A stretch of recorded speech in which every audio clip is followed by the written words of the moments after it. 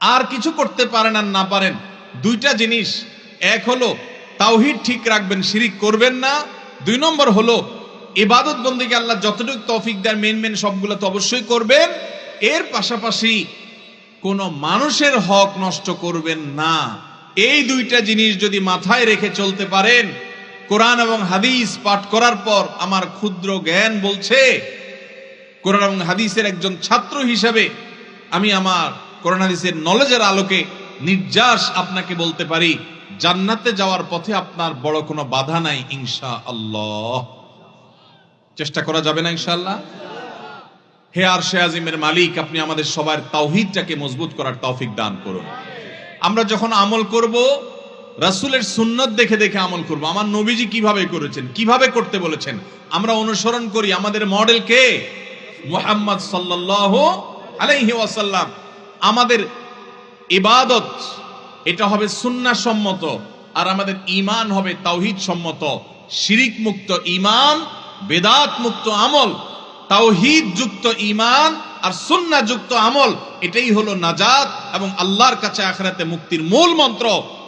গোটা কোরআন জুড়ে, নবী সাল্লাল্লাহু আলাইহি ওয়াসাল্লামের হাদিসের বিশাল ভান্ডার জুড়ে এই কথাটাকেই বিভিন্নভাবে বলা হয়েছে। আমি অত্যন্ত সংক্ষেপে অল্প সময়ে ওই নির্দেশটা আজ আপনাদের সামনে তুলে ধরার চেষ্টা করলাম। পুরো গোটা ইসলামের নির্দেশটাই হলো এই যে আমি বান্দার কোনো হক নষ্ট করব না, আমার ঈমানের মধ্যে ভেজাল ঢুকতে দেব না। আমল বেশি করতে পারি আর না পারি, যেটুকু করব সুন্নাত অনুযায়ী করব, বেদাত মন গড়া পদ্ধতিতে করব না। বাপ দাদার 14 গোষ্ঠী কি করছে এটা দেখব না, কোরআন হাদিসে কি আছে সেটা দেখব। ঠিক না বে ঠিক? বাপ দাদার 14 গোষ্ঠী দেখবেন না, কোরআন হাদিস দেখবেন। আপনি যদি আল্লাহর কাছে যাওয়ার পরে ফেরেশতারা যখন আমলনামা খুলবে, হিসাব নিবে, তখন যদি বলে এই তুমি যে এই যে ভেজাল কামটা করছিলে এটা কোথায় পাইছো, যদি বলেন যে আমার বাপ দাদা 14 গোষ্ঠী করছে, মায়ের একটাও নিচে পড়বে? বলবে তোমারে কি বাপ দাদার অনুসরণ করতে বলছে? বাপ দাদা যদি ভুল করে তুমি কি ভুল করবা? ভাইরা আমার, এই ব্রাহ্মণবাড়িয়ার বহু কৃতি সন্তান প্রবাসে থাকেন, তাদের কষ্টার্জিত টাকা রেমিটেন্সের আকার হয়ে আমাদের দেশের অর্থনীতির চাকাকে সচল করে। ঠিক না বে ঠিক? কি কষ্ট প্রবাসীরা করে আমি দেখেছি নিজের চোখে। নিজে ভালো করে খায় না, বাড়িতে একটু টাকা পাঠায়। আমরা তো বসে বসে এখানে মুসা তাও দিয়ে খাই, ঠ্যাংয়ের উপরে ঠ্যাং তুলে খাই, টোটো কোম্পানির ম্যানেজারই করি, চা দোকানে বসে আড্ডা মারি, কারণ ছেলে বিদেশ থাকে, ভাই বিদেশ থাকে। কত কষ্ট তারা করে এটা আমরা চিন্তা করি না। এই যে ব্রাহ্মণবাড়িয়ার কৃতি সন্তানরা অনেকে প্রবাসে থাকেন, সৌদি আরবে থাকেন, তারা সেখান থেকে রেমিটেন্স পাঠান, সেগুলো দিয়ে আমাদের এই অর্থনীতির চাকা সচল হয়, বিরাট ভূমিকা রাখেন তারা এখানে। বিশেষ করে ব্রাহ্মণবাড়িয়ার লোকজন মিডল ইস্টে, সৌদি আরবে অনেক আছে, প্রচুর পরিমাণে আছে। হয়তো আপনাদের তালতলায়ও আছে, আছে না নাই? বরং ঘরে ঘরে খুঁজলে পাওয়া যাবে। এই যে আমরা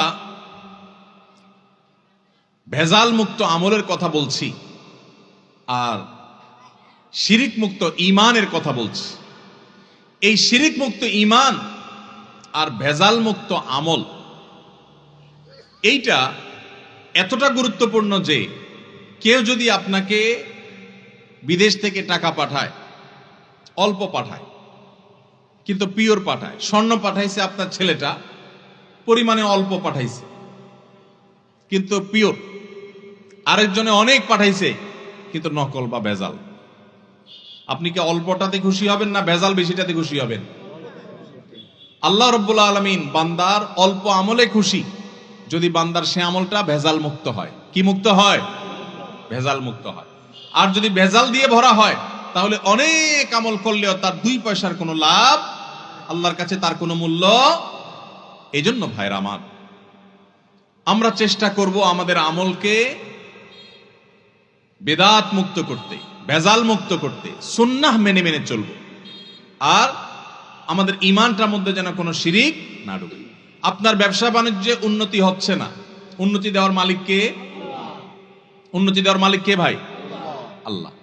এখন আপনি যদি কোনো মাজারে গিয়ে, মাজারে যিনি শায়িত আছেন তার কাছে যা বলেন, খাজা বাবা আমার সন্তান হচ্ছে না, একটা সন্তান দেন।